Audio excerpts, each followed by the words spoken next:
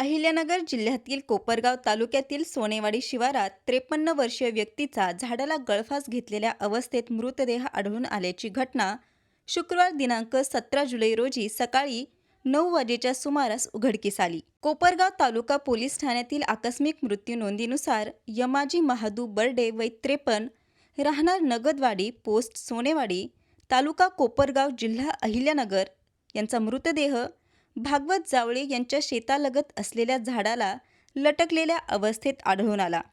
घटनेची माहिती मिळताच कोपरगाव तालुका पोलिसांनी घटनास्थळी भेट देऊन पंचनामा केला। त्यानंतर मृतदेह अमित खोकले यांच्या रुग्णवाहिकेतून ग्रामीण रुग्णालय कोपरगाव येथे शवविच्छेदनासाठी पाठवण्यात आला। मृताचे भाऊ पोपट महादू बर्डे यांनी दिलेल्या माहितीवरून कोपरगाव तालुका पोलीस ठाण्यात आकस्मिक मृत्यू क्रमांक 51/2026 नोंदवण्यात आला आहे।